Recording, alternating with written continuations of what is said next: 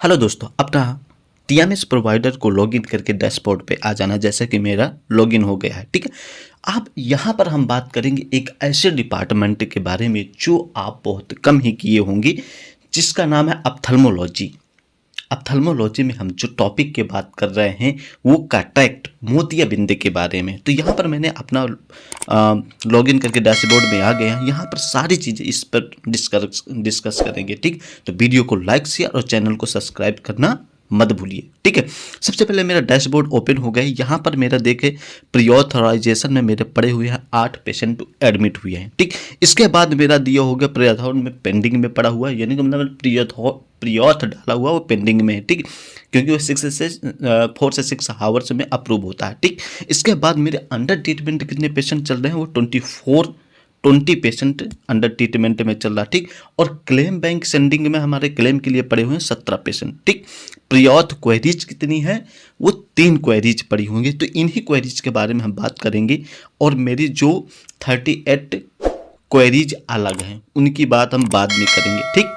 Claim submit के लिए एक हमारा बचा हुआ, और जो हमारा क्लेम सबमिट हो चुका है वो 1658 हमारा अकाउंट में पेड हो चुका है, ठीक। तो चलिए हम यहाँ पर स्टार्ट करते हैं। 3 हमारे जो प्रीऑथ क्वेरीज पड़ी हुई है ऑप्थेल्मोलॉजी की, उसमें की बात करेंगे, ठीक। तो चलिए यहाँ पर वीडियो में स्टार्ट करता हूँ। तो यहाँ पर आपको आना है और 3 प्रीऑथ हमारे प्रीऑथराइजेशन क्वेरीज पर यहाँ पर क्लिक करना। क्लिक करते ही आपके पास नीचे तीनों पेशेंट शो करने लगेंगे, ठीक है। तो जो शो कर रहे हैं उन्हीं में से एक पेशेंट है, उन्हीं का हमने पैकेज लगाया है कैटरेक्ट का। जो हमारा डायग्नोसिस लगा हुआ है वो कैटरेक्ट का लगा हुआ है।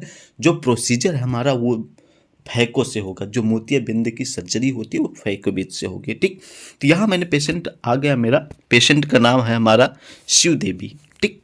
यहाँ पर एक एक चीज़ मैं आपको डिस्क्राइब करूँ, तो वीडियो की स्किप मत करिए, वीडियो को लाइक शेयर और चैनल को सब्सक्राइब करना मत भूलिए, ठीक।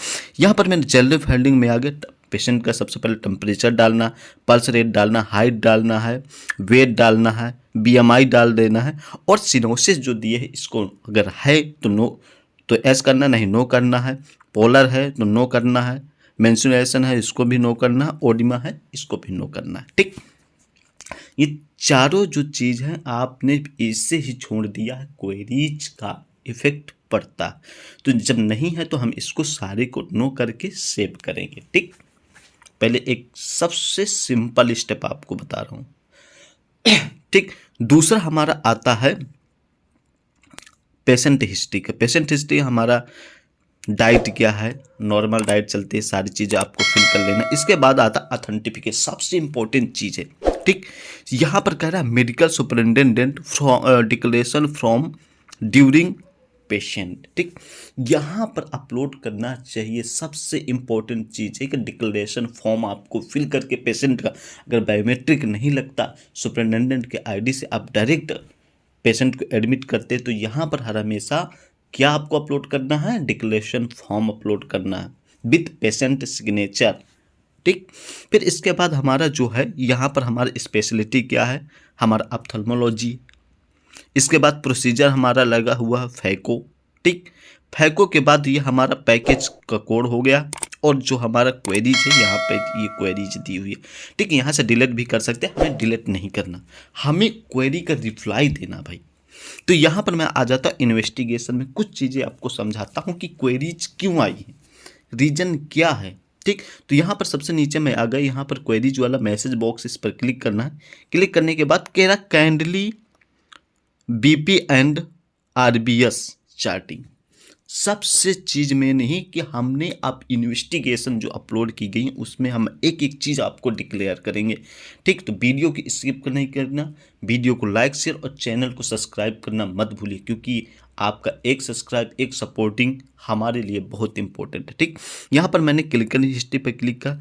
क्लिक करते ही यहाँ पर मैं आपको दिखा देता हूँ कि यहाँ पर बीपी, पल्स रेट कुछ भी मेंशन नहीं किया, इसलिए वो खुद कह रहा है कि बीपी का जो वो है। और यहाँ पर इन्वेस्टिगेशन में देखो आरबीएस पड़ा हुआ है, सारी इन्वेस्टिगेशन सीबीसी, एचआईवी है, यहाँ पर हमारी जितनी भी रिपोर्ट दिए हैं, हमारा वायरल मार्कर दिया हुआ, उसकी सारी इन्वेस्टिगेशन रिपोर्ट दी।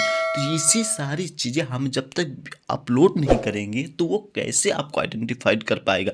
आप आरबीएस लिखे हुए हैं, आरबीएस की रिपोर्ट ही नहीं अपलोड करेगी तो क्वेरीज कंपलसरी ही आना। इसलिए जितनी इन्वेस्टिगेशन लिखी जाए वो सारी इन्वेस्टिगेशन की रिपोर्ट आपको लगाना है, ठीक है। यही यही आपको समझाना था। और यही चीज़ अगर अभी भी नहीं समझ में आई तो वीडियो पर कमेंट कीजिए, लाइक शेयर कीजिए, मैं आपको उसका रिप्लाई दूंगा।